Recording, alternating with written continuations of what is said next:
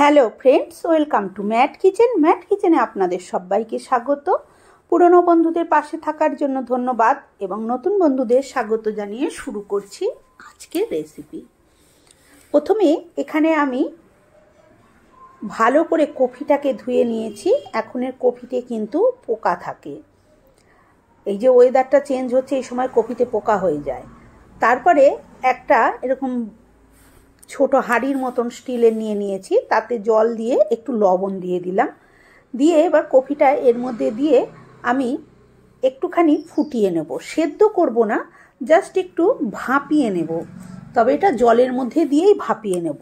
আর এই নুন দেওয়ার কারণে যদি কোনো পোকা ঠোকা থাকে ঠিক মতন কিন্তু বেরিয়ে যাবে। আর এইভাবে ভাপিয়ে নেওয়ার কারণে কফিটা খুব ভালোভাবে সেদ্ধ হবে। একটু রঙটা চেঞ্জ হলেই কিন্তু আমি তুলে নিচ্ছি। আপনারা দেখতেই পাচ্ছেন কফির ডাঁটিগুলোর দিকে খেয়াল করুন, দেখুন রঙটা কিন্তু চেঞ্জ হয়ে গেছে, কফিটাও রঙটা চেঞ্জ হয়েছে। সেই সময় আমি তুলে নিচ্ছি। জাস্ট মিনিট দুয়েক ফুটন্ত জলে রেখেই তুলে নেব। তারপরে জলটা আমি ভালো মতন ঝরাতে দিয়েছি। অপর দিকে একটা কড়াই বসিয়ে কড়াইতে দিয়ে দিলাম সর্ষের তেল। বেশ কিছুটা সর্ষের তেল দিয়েছি, কারণ ফুলকপিতে রান্না করতে তেল লাগে। এবারে তেলটা ভালো মতন গরম হয়ে গেলে যে ভাপানো ফুলকপিটা ছিল সেই কপিটা আমি তেলের মধ্যে দিয়ে দিলাম। তেলের মধ্যে দিয়ে ফুলকপিটাকে আমি একটু নাড়িয়ে চাড়িয়ে ভাজা ভাজা করে নেব। কারণ ফুলকপি এখনকার ফুলকপিতে একটু গন্ধ টাইপের থাকে, মানে হালকা একটা স্মেল থাকে, সেইটা যাতে না থাকে সেই জন্য আমি এটাকে একটু ভাজা ভাজাও করে নিচ্ছি। আর টেস্টও লাগে না, নালে ওই জন্য একটু তেলে ভেজে নিতে হয়। একটুখানি নুন আর হলুদ দিয়ে কপিটাকে একটু ভালো মতন ভাজা ভাজা করে নেব।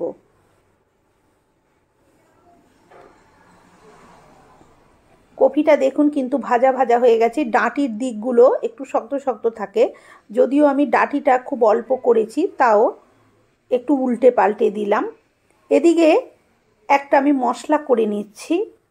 প্রথমেই দিয়ে দিলাম 1 চামচ জিরের গুঁড়ো আর 1 চামচ হচ্ছে ধনের গুঁড়ো, আর দিয়ে দেবো এখানে 1/2 চামচ হলুদ গুঁড়ো। যেহেতু আমি কপিতে হলুদ ব্যবহার করেছি, আলুতেও ব্যবহার করব। আর দিয়ে দিলাম 1 টেবিল চামচ লাল লঙ্কার গুঁড়ো। আর জিরে ধনেটা আমি 4 চামচ মেপে দিয়েছি। অবশ্যই ঝালটা নিজেদের স্বাদ অনুযায়ী ব্যবহার করবেন। আর গুঁড়ো মশলা বলে আমি জল দিয়ে আগেই এটা ভিজিয়ে রেখে দিলাম। এদিকে দেখুন কপিটা কিন্তু ভাজা হয়ে গেছে, দেখলেই বুঝতে পাচ্ছেন কপিটা বেশ ভাজা ভাজা হয়ে গেছে। এবারে আমি এই কপিগুলোকে তুলে নেব।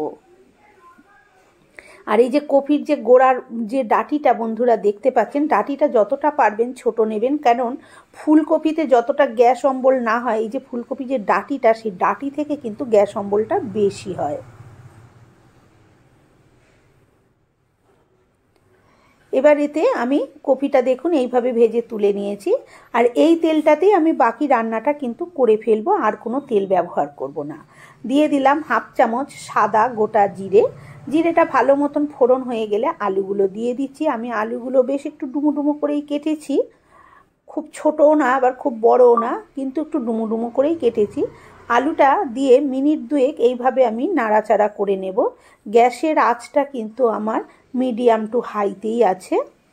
এবারে দিয়ে দিচ্ছি পরিমাণ মতন লবণ, আর দিয়ে দেব এখানে 1/2 চামচ মতন হলুদ গুঁড়ো। আমি কপি ভাজার সময়ও হলুদ গুঁড়ো ব্যবহার করেছি, আবার আমি মশলা যখন মিশিয়ে রেখেছি তখনও হলুদ গুঁড়ো দিয়েছি, সেই জন্য আমি একদম অল্প 1/2 চামচেরও কম একটু হলুদ দিলাম। এবার নুন আর হলুদের সাথে খুব ভালো মতন আলুটাকে একটু লালচে করে ভেজে নেব। এই যে আমি উল্টে পাল্টে লালচে করে একটু ভেজে নিচ্ছি।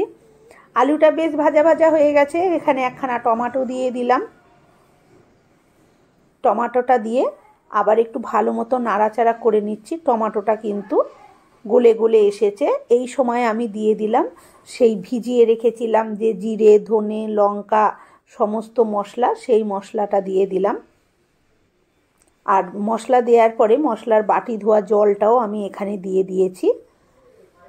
দিয়ে এবার খুব ভালো মতন মশলাটাকে আলুর সাথে এইভাবে নাড়াচাড়া করে মিশিয়ে দেব। ভালো মতন ফুটে উঠলে তো সেই সময় আমি দিয়ে দিলাম ভেজে রাখা ফুলকপি। কারণ ফুলকপিটাও এই সময় মশলার সাথে ভালো করে কষিয়ে নিলে বেশ মশলাটাও কপির ভিতরেও খুব ভালোভাবে ঢুকে যাবে, আর কপিটাও তো সেদ্ধ হতে হবে। এবারে ঢাকা দিয়ে দিলাম। মিনিট 2 পর আমি ঢাকনাটা খুলে নিয়েছি। দেখুন যে মশলার জলটা কিন্তু একদম শুষে গেছে, আর এই যে কপি আর আলু কিন্তু খুব ভালোভাবেই মশলার সাথে কষেও গেছে। মিনিট খানেক এইভাবে নাড়াচাড়া করে নিয়ে আমি দিয়ে দিলাম এখানে জল। বন্ধুরা, এখানে যদি গরম জল ব্যবহার করা যায় তাহলে খুব ভালো হয়, কিন্তু আমি গরম জল করতে ভুলে গেছিলাম, সেই জন্য আমি এখানে ঠান্ডা জলই ব্যবহার করলাম। আপনারা পারলে এখানে গরম জল ব্যবহার করবেন। আর এবার জল দেওয়ার পরে আমি একটু স্বাদ মতন লবণ দিয়ে দিলাম, কারণ জল দিলে লবণ না দিলে ঝোলটা পানসে হয়ে যায়। দিয়ে আমি ঢাকা দিয়ে দিলাম। আর জলটা অবশ্যই নিজেদের পছন্দ অনুযায়ী দেবেন, যে যেরকম ঝোল পছন্দ করবেন সেই অনুপাতে। আমি খুব একটা ঝোল করব না, আমি সেই অনুপাতে দিলাম। এবারে আলু আর কপি সবই সেদ্ধ হয়ে গেছে, আর কপিগুলো দেখুন কিন্তু গোটা গোটা আছে। ভেজেছি, ভাপিয়েছি, তাও কিন্তু কপি ভেঙে গুঁড়িয়ে যায়নি। 2-1টা আলু ভেঙে দিলাম। আলু ভেঙে দিলে ঝোলের স্বাদ কিন্তু দ্বিগুণ হয়ে যায়। এবারে ওপর থেকে একটু ধনেপাতা দিয়ে দেব। বন্ধুরা, আজকের আমার এই সম্পূর্ণ নিরামিষ আলু ফুলকপির রেসিপি কেমন লাগলো কমেন্ট করে অবশ্যই জানাবেন, আর ভালো লাগলে একটা লাইক দেবেন। আর আমার চ্যানেলে নতুন বন্ধু হয়ে থাকলে চ্যানেলটি সাবস্ক্রাইব করে নেওয়ার অনুরোধ রইল। পাশে থাকা বেল আইকনটা অবশ্যই প্রেস করবেন, কারণ আমি যখনই কোনো নিত্য নতুন রেসিপি শেয়ার করব নোটিফিকেশন আপনাদের কাছে পৌঁছে যাবে সবার আগে।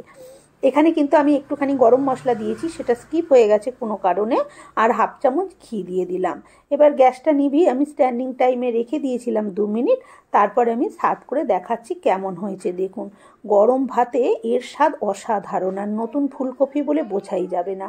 আজকের মতন এই পর্যন্ত। ভালো থাকবেন, সুস্থ থাকবেন, ধন্যবাদ।